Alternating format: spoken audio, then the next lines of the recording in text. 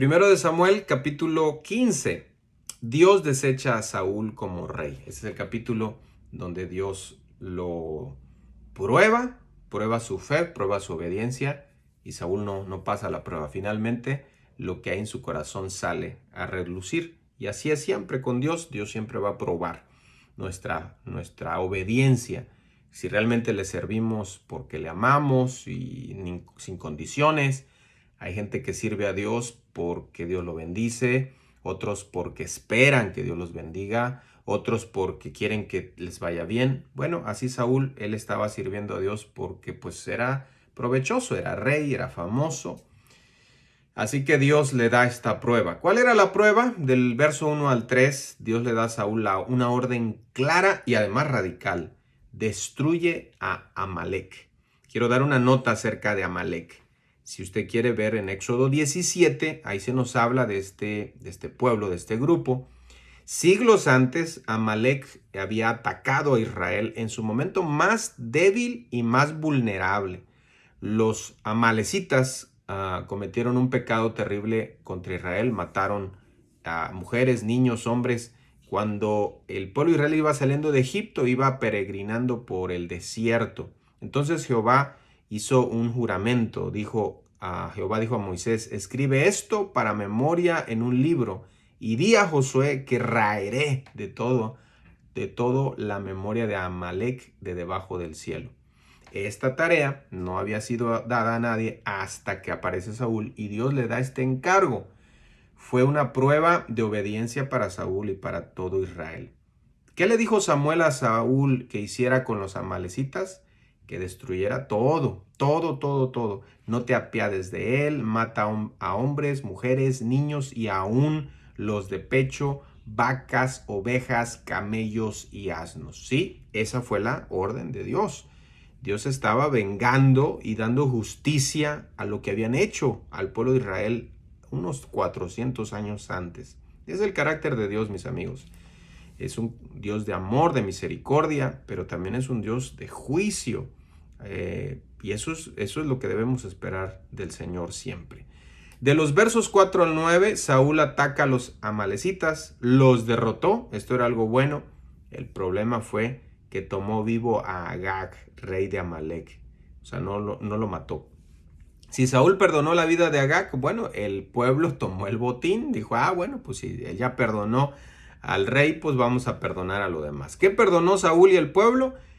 Perdonaron la vida a Agag, rey de Amalek, a lo mejor de las ovejas, del ganado mayor, lo mejor de los animales engordados, lo mejor de los carneros y de todo lo bueno, lo mejor.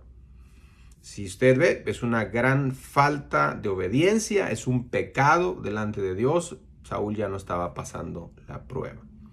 De los versos 10 al 13, el mensaje de Dios para Samuel. Dijo Dios: me pesa haber puesto por rey a Saúl. Se lo dice a Samuel. Aquí está el uso del antropomorfismo, es decir, Dios usa, o la Biblia usa esta imagen humana para poder nosotros entender el corazón de Dios. O sea, a Dios le dolió desechar a Saúl. Sin embargo, no podemos decir que Dios sea un humano, o que llore, o que tenga tristeza. Nos está dando a entender que no fue para él placentero. Dice también que se levantó un monumento Saúl. No sé si lo llegaron a notar, pero Saúl no estaba afligido por su pecado, más bien estaba complacido consigo mismo y hasta se hizo un monumento. De los versos 14 al 16, Saúl explica su pecado a Samuel y da un montón de excusas. Dice, no, es que el pueblo me hizo hacerlo, no, es que es para honrar a tu Dios, no, es que es las primicias. Puras excusas. Cuando el orgullo llena el corazón, no podemos ver nuestro propio pecado, y eso le pasó a Saúl. De los versos 17 al 21, la acusación contra Saúl y su débil defensa, lo podemos ver ahí. De los versos 24 al 25, el débil esfuerzo de Saúl por arrepentirse, ¿no?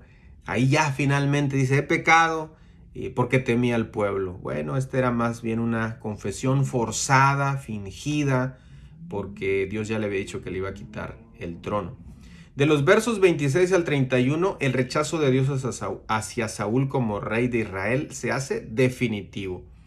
Él se asió de la punta del manto de Samuel y lo rasgó. Entonces Samuel le dijo: Jehová ha rasgado hoy de ti el reino de Israel. Así como lo hiciste, te aferraste tanto al reino que has roto el reino. La túnica de Samuel se rompió, así también el reino de Saúl se rompió.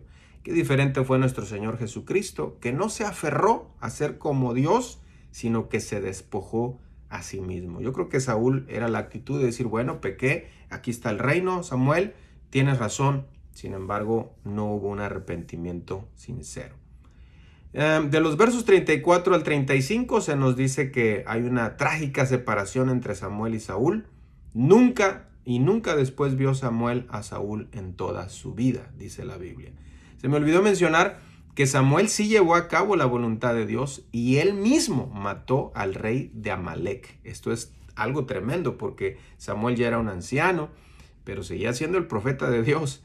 Y a un anciano llevó a cabo la orden de Dios. Dice que lo mató en presencia de Jehová. Es decir, no lo hizo por quedar bien o por mostrar su fuerza, sino lo hizo para honrar a Dios. Qué tremenda lección nos da la vida de Saúl.